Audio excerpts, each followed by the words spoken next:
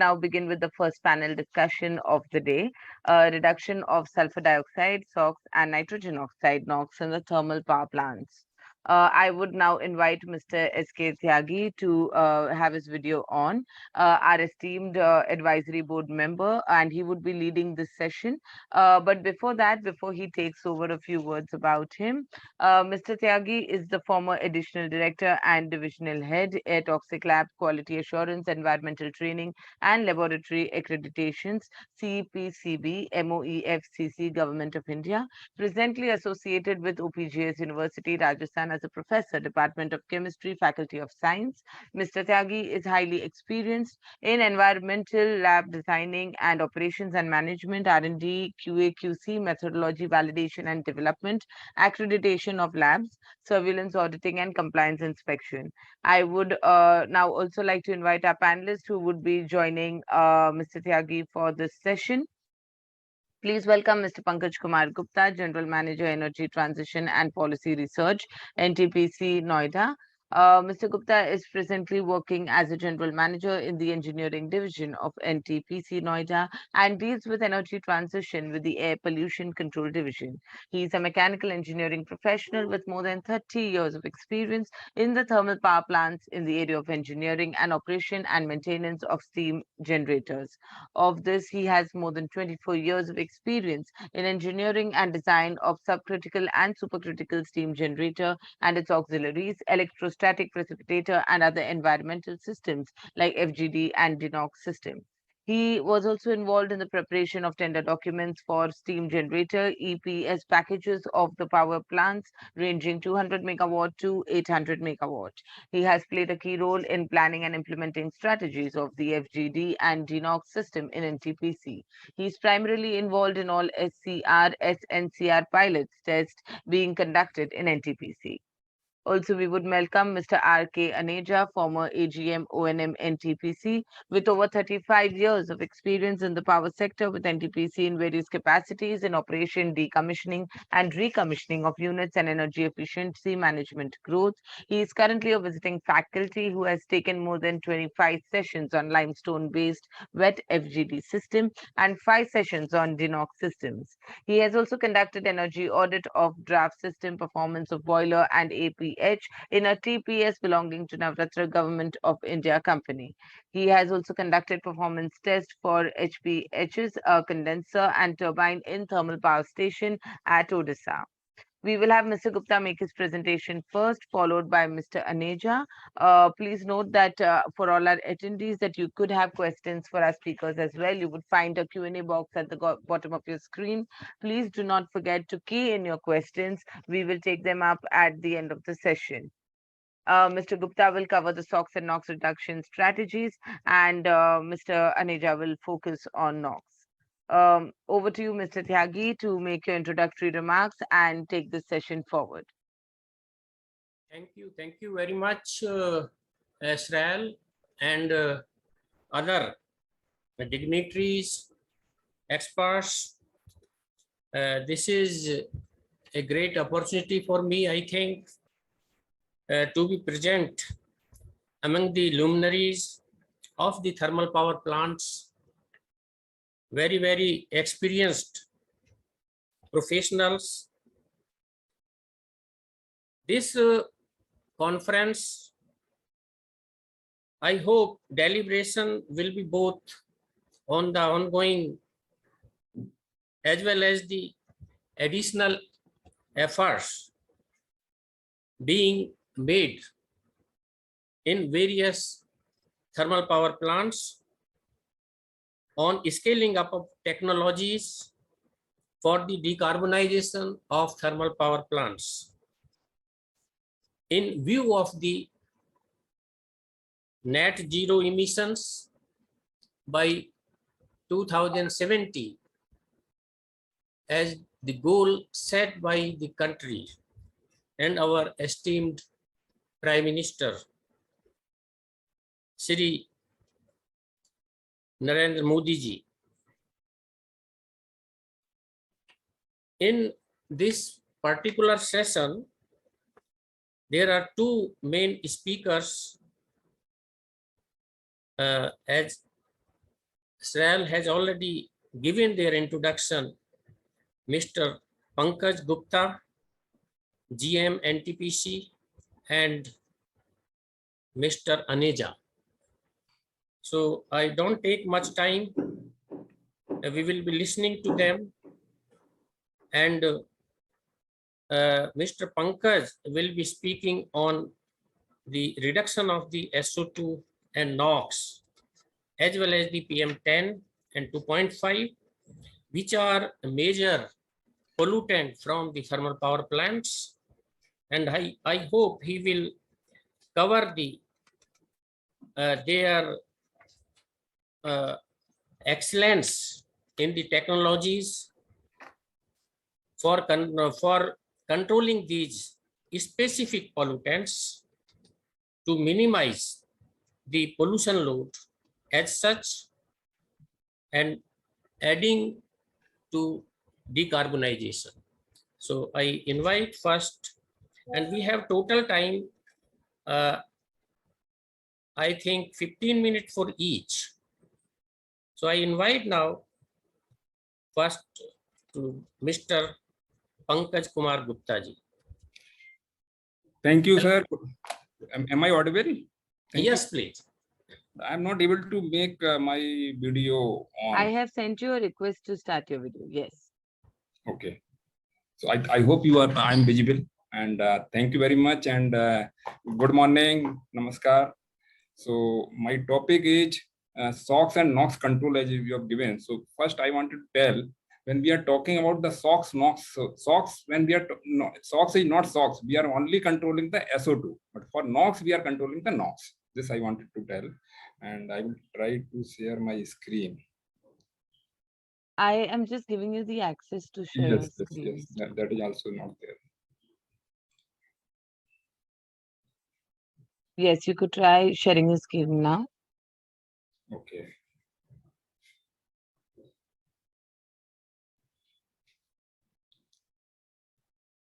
Is it visible? Everybody can see? Yes, you could go to the slideshow mode. Yeah, perfect. Okay, thank you very much. So in my presentation, so I have given 15 minutes, or I thought 30 minutes. You have 30 minutes now. Okay. So I will cover that first. I will environment norm and chronology, as we are discussing earlier also. So now a lot of chronology is there, and then what is the approach of NTPC, which for we have implementation FGD, and then FGD technology and its selection. Also I will cover for NOx, and then what are the challenges. So first I will come to what are the environment norms and chronology of norms. So as everybody knows that before 1989, there were no norms, and only stack height was there and particular emissions norms was there. But post 1999, when we are getting the environment clearance, then it was written that we have to keep the provision for FGD. But that time nobody knows what is the FGD and what type of space and what are the requirements. But there, for making the compliance for this environment clearance, we are keeping some space and marking them that is the for FGD, because we don't know what are the norms and what technology will come. So we have done like this. Then we got the new norms came on 7th December 2015, and that norm formulated based on the size and age of the unit. Then these norms further and implementation was time given only 2 years. And for some unit, and after December 2017, it was norm implementation time was that it should be with the units. Then some amendment was done based on the requirement and the issue raised that FGD will require some water, so water requirements should be increased. And then stack height, because the old stack have some problems, so we cannot use the old stack. If you use that old stack, then we will require 6 month shutdown. So stack height, and then when we are not releasing the SOx and NOx, and we can reduce the stack height. So based on that, stack height norms came, and it came on 28/6/2018. Then on 19th October, NOx norm was also revised, for a period of 2004 to 2016, and NOx norm 3 from 300 is divided to 450. So roughly based on the norms on 26 June 2018, we came to know the right norms. Then we have started the awarding and planning for that. Then you may be knowing that on 31st March, the timeline increased. And it was defined, the methodology has been defined that three type of the power plant, that category A, B, C. I will explain in later slide. And then finally, on 5th, this is the latest one, on 5th September 2022, again, this norm has been extended for the FGD, not for others. So this is two division has been done for FGD, and then other is the for NOx or SOx and water compliance. So for that, date has not increased, but for FGD, date has been increased. So finally, the norms as on date is, as you know, the for unit installed for SO2, everybody knows, so I will not repeat this. So basically 600 and 200, and then for new unit, SO2 norms is the 100 again, and NOx norm is 100 for 2017, and then SPM 30. And water, you know, that 3 meter cube megawatt per hour. Now question comes, what will be the impact on these norms? Then we found that all project or all existing or new project has been, we have the impact. And then impact not only flue gas system, but also the water and effluent cycle. Then we found that different challenges for different stations or project, because the age of project is different, so norms is different. And then system, whatever the implemented there, then what are the layout here there. So, and then availability of technology and vendors. If we further divide with respect to SO2, then NOx and ESP, water system, what are the challenges? As I told you, in the NOx, basic challenge for up to 2016, not much challenge, but after 2017, we found that there are this required implementation of SCR, which have problem, the technology provenness for the Indian coal, and then come to the water system. So if we have burns through system that as per this norms be required to retrofit of the cooling tower. So then this is challenge. And the specific water consumption, because they have put the limit for 3, but when unit are running at the part load, then this is the problem. Now come to the ESP. ESP main challenge is technology is not the issue. It requires huge space, and then we have to require shutdown. So we have to manage how we can shut down, and then ESP modification can be done together. Then FGD, you know, mass implementation within timeline and award of this is the main challenge. So as I told, the latest notification is the 5th September 2022, where the MOF divided in two categories. One is the timeline for the FG SO2 norms, and other is timeline is the for the other pollutant like NOx, PM, and water. That means we have to follow two timeline, and for FGD it has been extended for category A. Now it becomes December 24, then B December 25, and C December 26. Penalty also has been revised. Earlier it was less, and now this has been revised for 20 up to 6 months, 20 paisa, then 30 paisa, then 40 paisa. So now we have to see in the next paragraph slide that A, B, C I'm not describing because everybody knows. So in NCR region it is A, and then other B and C. If you compare from the 31st March, the penalty was earlier it was 5 for category wise. If category A, then it was 10, 15, and 20 paisa, and category B, then it was 7 and 10 and 15 paisa, and similarly for category C, it was 5, 7, and 10 paisa. But now it becomes 20, 30, 40 paisa for all category, and number one. Number two, we have to note down that we have to pay for SO2 penalty, same penalty, this penalty, and if we have not met for other pollutant, then this is the same penalty. Now question comes, how much impact will come? So if you see, if somebody delayed for 6 months for 800 megawatt, it will come around 55 crore. And for after 6 to 12 months, for 800 megawatt of 80% PLF, it will come 82 crore. And if we go for more than 1 year, then it will come to 24. Earlier, if you see, it was very 1/4, and now this is for SO2, and similar penalty will come for other pollutant if we not follow.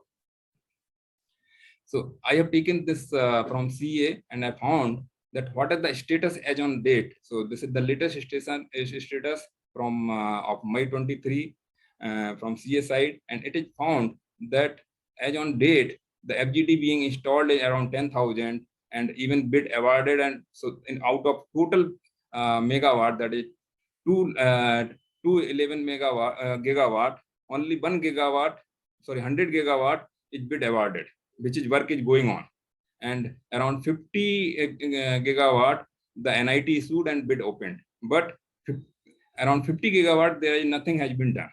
So this is the condition. Even as on the situation, even the penalty is high, but because of the extension, maybe people are thinking we will get more extension. So this may be the issue. If you see the category wise ABC, so category A only 16 unit, sorry, 67 unit, and then category B 72 unit, and category 3 461 unit. So this is all about the as on date chronology and environment, this condition, what are the happened.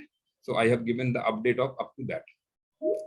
Now come to that, how NTPC approach for environment norm. As I told, we have started our work from as on when we get this implement this norms, notify the norms. Then NTPC team visited worldwide, and then we have analyzed and given our input to CRC/CA that what should be done, and then how to technology selection to be done. Then pilot testing also, because NOx we wanted to see that there will be no provenness for Indian coal, because our coal is having the very high S and abrasive S. And then we have planned how we can make so many units in base of phasing strategy and then tendering implementation. So this slide gives the detail, because NTPC having the at that time 65 gigawatt of thermal unit, which are some are under construction, some are operating. So total 155 units. So that means huge implication to NTPC. So so we have wanted to ensure that everybody, when we are selecting the technology, so we should select the correct technology which can be work. So NTPC has sent various teams to USA, Europe, UK, Japan, and China. So covering the all over the part of world, so that we can select the correct thing. Then we have interacted all authorities, MOEF, CRC, CA, MOP, RPC, other things. Then what will be the implication and how to be handled. Then for phasing plan, we have made strategy that because NTPC want that this only to be implemented in new units. So we have done for prioritize for lot 1, which unit are under construction and up to 5-year operation, that has to be implemented first. And then lot 2, which are unit or operation up to 5 to 15 years. Then lot 3, so 15 years. So in between, any decision will come for old unit not required, then we can delay it. That's why we have gone for lot 1, lot 2, lot 3. Then other lot we made when whatever not awarded, then we can go on to other lots. So like this, we have done tendering, and what are the status, I will tell you. So as on date, we have already awarded 62,280 megawatt, and balance 1,4/5 to be awarded shortly. And then we have implemented as until date 2,990 megawatt, and gas in done on 1660. So you can see the even implementation becomes issue. I will come that what are the issues. So but we have awarded most of the 95% already awarded, and you can see then average SO2 emissions comes in India and with Indian coal around 4.92 gram per electricity unit. And after implementation, it will down up to 70% for NTPC fleet, and it will below the 0.93. And if you see that in the India, the SO2 emission, the 6 million ton SO2 per year we are emitting. So NTPC awarded around 8 to 10 agencies for FGD, and here we also adopted Make in India policy, so that we will give to Indian bidders. We will promote, and then they if they want, then they have to collaborate with the who is having the FGD technology, and technology transfer condition is there, so that we can have technology and in India after this. So this is the breakup, and you can see the 22,000 megawatt around given to BHEL. This is the first one, and second, if you see the G around 12,590, and then LNT 8,780, and then MPI, the MHPS India, we have given 5,420, and then TPL for 4,500, and SGAC 4,000, and PS 2,000, like this. We are also providing the consultancy to various this state utilities, and then private also. So Punjab, UP, Haryana, SCCL, NALCO, Bokaro, and DVC. Now come to the technical part, how we can select the technology. So as we know, the norms are based on the unit size and unit age. So we have to see the SO2 efficiency requirement is different for different units. It's not same. So we have to see what are the efficiency requirement, and then what are the unit remaining life.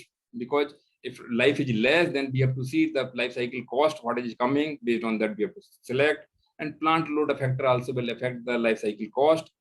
If unit running at the lower load, then we have to see what we have to do. Then capital and operating cost, then reliability and space constraints, suppliers, who the suppliers available, supply chain, scalability, and disposal, and then implementation schedule. Because for what our unit, which are the unit schedule, so that we can meet, otherwise we have to pay the penalty. So in this slide, I have to try to cover all major FGD technology which have the worldwide, and if you categorize these technology, so we can categorize that wet FGD, semi-dry, and dry sorbent. In wet FGD also there are three types, whether limestone or lime or limestone base, or ammonia base, or seawater base. And then come to the end product. If we are using the lime and limestone, then gypsum is the byproduct. And when we are using the ammonia, then ammonium sulfate as a fertilizer we can be a byproduct. And then if you are using the seawater, then no byproduct. Here also different technology in FGD. If you see lime, because mostly the limestone based technology in the world, maybe more than 80%. So there are also spray type, jet bubbling, and DCFS, means double contact flow system. If we go for semi-dry, then definitely spray dryer absorber, that is lime based, and then circulating dry sorbent NID. This is the name which some G supplies. And the byproduct is nothing but sulfide, which is not stable, and we have to and it cannot be sold. Then come to dry sorbent and sorbent injection, where which sorbent, sodium based sorbent can be possible, calcium based, magnesium based sorbent can be used.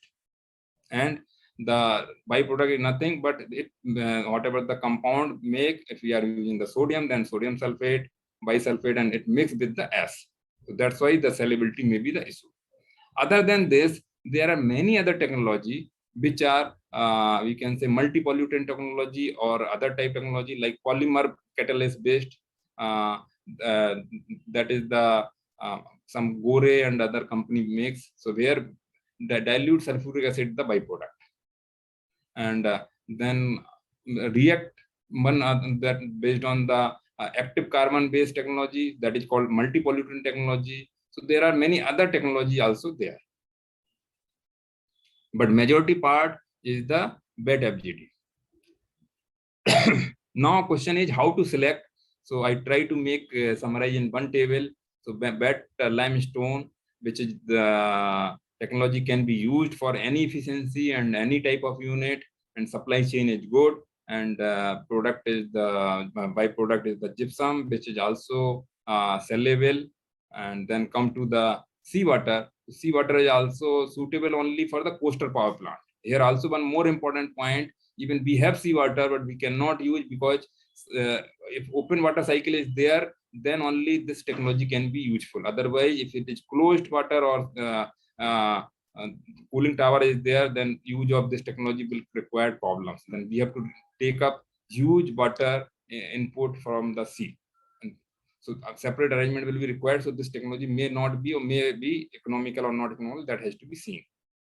Then ammonia-based technology. So here vendor are limited and ammonia is required and safety hazard, but high operation risk is because ammonia cost is high. So byproduct you have to sell properly, otherwise you will be high cost. Then come to the circulating dry scrubber, that is semi-dry technology. So this is good, and here for smaller plants where we required less reduction, efficiency requirement less, here back filter is required, then disposal of byproduct is also be seen. Then come to dry sorbent injection. So this have low capex but high opex, very high opex, and it is suitable for only older unit, and then in addition it has the low efficiency, so only can be used for where the norm is 600 milligram, and for smaller unit and low PLF also. And some reagent also have the tendency hygroscopic, then choking problem may also be there. Now people are here, many time I listen, people ask what are the cost. So somebody will say some cost and somebody will say some cost, but it depends on many parameters. And people are categorizing this cost in the per megawatt. So per megawatt cost for higher size unit and smaller size unit cannot be same, number one. And then if there are number of units, so common system can cost will be divided on the number of units. So cost depend on that. And then layout, what are the layout constraint and what are the many system you may be required to put some further distance or the soil conditions, then what are the SO2 requirement. So many factors, but people are simply asking the cost per megawatt, that is not correct. And then what type of corrosion protection you are putting in the chimney, absorber, because many type are there, and based on that, if you put something, then cost will come according to that. Also the market demand and supply, this will depend, and every site have the soil condition different, so cost, if piling is there, then cost will be different. If no piling, then cost different. Then time in general, like NTPC may be awarded earlier, so now if you go, then in general inflation with time will come. In between, sometime steel price also increase, so that will also depend on that. Corona impact, many things is required with the corona, so cost factor will come. Then commissioning time schedule, if time schedule will change, then definitely it will change. In case of a smaller unit, if you find that per megawatt normally gas flow are higher because of subcritical unit or less impact there, and then if supercritical unit, then definitely the gas flow, because FGD depend on the gas flow, what is gas flow you are giving, and what are the sulfur content there, what are the sulfur loading. Then duct length, whether it is common or single, depend on that. So this is all about the FGD. Now I will touch upon on the NOx and ESP. So NOx, if you see, so basically if you see the NOx is very simple, and there are only two division, that is the pre-combustion and post-combustion. So during combustion, the combustion modification is required, and that is called that we have to require to not to produce the NOx itself during the combustion. So that for that we have to do some modification. We have to provide low NOx burner or overfire damper, or somebody will call SOFA, separate overfire damper, somebody will say BOFA or something. But idea is it should be the two-stage combustion fundamental is there. If you go to post-combustion, that means when NOx is formed, then how to reduce. So there are two processes. One is the SCR, other is the SNCR. SNCR, and you have to either put the ammonia or urea for SNCR, and this required some specific temperature. If in that range you have to put, so you have to put many places input point, and whenever based on the load, what we get the temperature range, that has to be the injection to be done. But efficiency of the SNCR is very limited, so we cannot go for high, and urea is also the problem. Then come to the SCR. SCR efficiency is very high. This technology is working in the outside the India, But for Indian condition, this required some problems because we have high S coal and abrasives. Now come to basically in combustion modification. Normally we are getting 30 to 40% overall NOx reduction. And how this reduction comes out? Because we are doing the combustion not in one phase, and we are doing the two stage. So first stage, because NOx is mainly producing because of the temperature. So we wanted to restrict the temperature. So for restricting, we are dividing the combustion air, we are giving in two phase. That's why the OFA, SOFA, or whatever it is, we are giving the second stage air. So in first stage, we are giving the reducing atmosphere, and for reducing atmosphere, we have to see that we are providing this system, so the corrosion should not be there. So the burner should be designed properly. Now, what NTPC has done, I will tell you. So we have already in combustion modification system, we have provided around 70% the units which are after 2003. So we are providing this combustion modification either with the design or either by the modification. And except 7 units, we have done already completed our combustion modification in our all units. So that means our we are compliance with respect to the NOx for up to 400 or 450. Now come to ESP. As we know, for ESP, electrostatic precipitator is the technology, very old technology. And here, if we are adding the area, then we can reduce the SPM. But if we wanted to go for other technology, then moving electrostatic precipitator is also good technology, whereby less field by 2 or 3 field by adding moving electrode, we can get the same result. But this has some moving, as name suggests, this has the moving component, so some problem may be there, maintenance and other problem. Then many high frequency transformer rectifier, electrical side system, many system are there by which they claim that if you put the charging system, then we can improve the efficiency of the ESP. Other technology, the back filter. Back filter is also used by some company, but it has their advantage and disadvantage also. And it has the high DP pressure drop, and some failing of back filter is also the problem. Now, people can also improve the ESP performance by doing the computer fluid dynamics, so that flow can be make proper, and then it can be done. Then flue gas conditioning, by putting some conditioning chemical, ammonia or something, then you can improve the ESP performance. Now come to the FGD. What are the challenges coming? So I will tell you, people are thinking the FGD, and this is not a small one. This comes, and NTPC awarded 60 gigawatt in 2.5 years, and FGD have the full complete system. If you compare with some full unit, so FGD scope requirement is comparable to 200 megawatt unit. If we compare for 2 into 500 megawatt FGD, because it has 40,000 meter cube RCC casting requirement, and then if you see the steel, 15,000 ton requirement, cement 25,000 ton metric ton, and then many special material like titanium, C276, this required. And this I'm giving just an idea. And for 2 into 500 megawatt, around 6 acres is required if you are giving. And this FGD involves the all type of system, like new chimney and lining, then complete water system, then limestone and gypsum handling. If you are going for the crushed, non-crushed lime, then you have to provide the crusher and other things, storage, then absorber with specific lining, then duct and specific lining also their requirement, because it has corrosive property and low pH.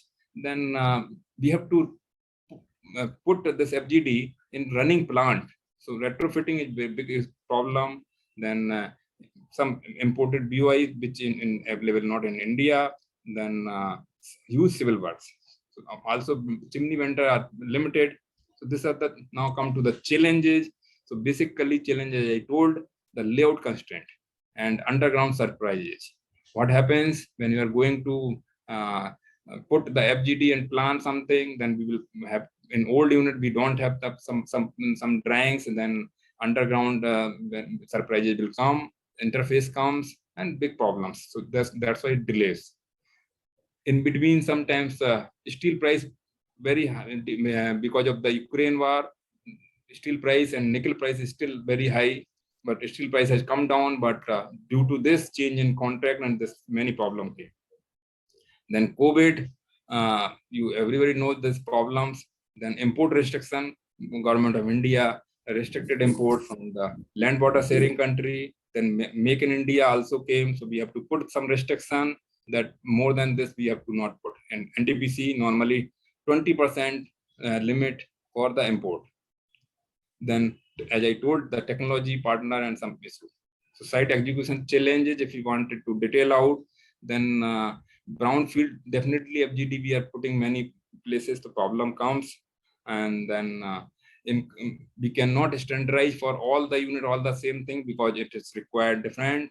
It's because of the space requirement, space is different, availability different, and then geography, orientation, and other things. So it cannot be, we have to go for unit by unit to unit wise, and then come to other re-engineering issues, because we have to shift something, then the problem comes. And then availability of drawings in old plant is the major issue.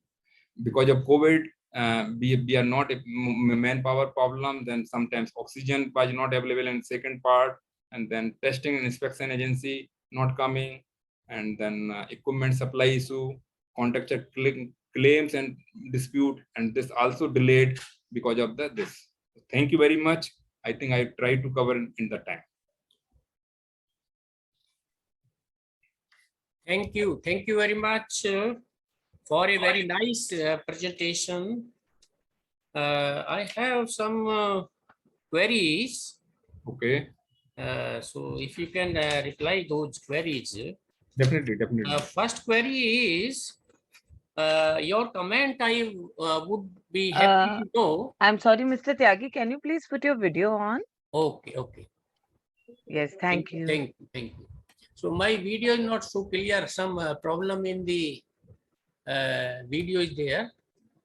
Yes, so but we can still see you no issue. faintly. Yes. So my query is that you had given a very good presentation analyzing various aspects. Have you analyzed critically the requirement of FGD is helpful only in those plants where you are using a specific coal above certain sulfur content? Because sulfur content vary between 0.3 to 3.5. So is it equally helpful to all percentage of coal fired plants? Number one question. Okay. And then number two, have you find out any cost benefit analysis for the FGD for different categories of coal-fired plants based on the sulfur content? Yes, please. Okay. So I will give answer very simple way. Yeah. So this is very much people are asking, and that they think the Indian coal having the low sulfur. As you told rightly, it varies from 0.3 to 0.5. And if you go to imported coal, the sulfur comes around 0.8 to 1.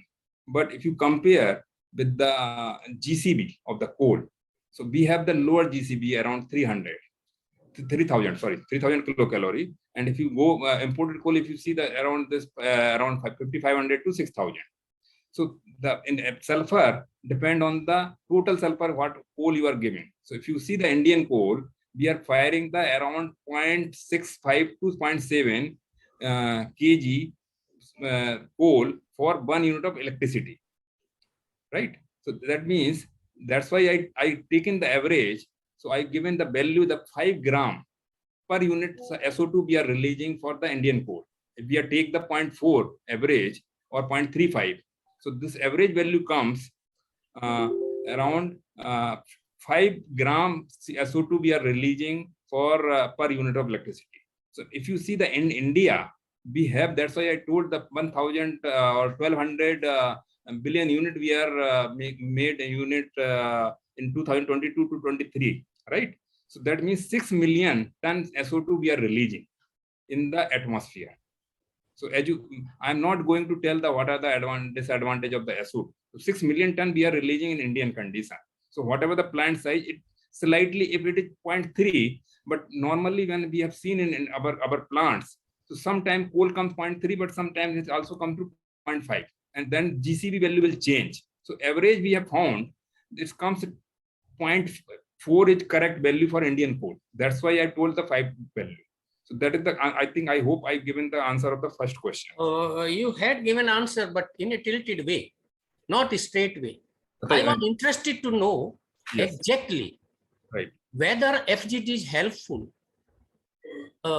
for the thermal power plants for a specific sulfur content only. That's what I'm telling. Listen 1 minute. Even traces of SO2 will be remaining even after the FGD. So now you will say some other technology to remove that. Is it required also to make it just zero emission? No, that's not because why I'm telling you, the SO2 concentration are not there at alarming level in ambient air at all. No, that's what I'm telling. If you see that, if you see from the ambient air quality, and then if you see the from the power plant emission, you have to do the separate out. That's what I'm telling first, because the ambient air quality comes how when this sulfur dispersion you are doing and how many area, and then so I'm not going in that. I'm telling how much power plant emission is going to do when we are firing the Indian coal. Number one. So if you are firing the Indian coal, then SO2 comes out from the power plant. As I told, for India, 6 million ton SO2 we are releasing from the power plant. Now question is, now come to where it is going. That is the question, whether it is going impacting the air quality or it is not impacting the air quality. Various studies are there and that is disputed. So I'm not going in that, because if you see the ambient air quality, so norms is given 80. So then again comes the World Health Organization. They have given this much SO2 you can take for this much hour or this 24-hour average, and then that is the different science. So I'm not going to that, but I'm telling, so whatever the emission doing in the outside the India, and same level emission we are doing, because we don't have the low sulfur as you are telling, because we have the total sulfur content which you are putting in the power plant is same as we are giving the outside the India. That I wanted to tell you. So and second part, sorry. Right. What is the payback period of the FGD? Or the cost benefit analysis? No, because for any environment equipment you are putting, there is no payback that you are putting for the reducing the sulfur SO2. So how, I don't know how, in what way you wanted to pay back. No. You understand. You are telling there is a harmful effect of the SO2. So to set aside that, what is the cost involved? We have to see both. Again, I'm telling the cost which is coming for NTPC. If you see the electricity cost increase, I can tell that. So this is coming, average cost increase is coming 17 to 18 paisa. Now you can tell whether the cost of the man life of the person is costly, that I cannot calculate, but I can tell the average cost is coming around 18 paisa for 25-year plants for putting FGD. That I can tell. This is a fixed, involve the fixed cost and variable cost, but it varies. I'm giving some typical value. If life is less, maybe more, and then if life is more, then it will be less. So this average figure I'm telling you. That I can. Any other question from the audience, please? No, we do not have any questions as of now, but then, if any questions come in, we can take it up after the next presentation as well. Thank you. So, Thank you very much, Pankaj ji, for a very elaborate presentation.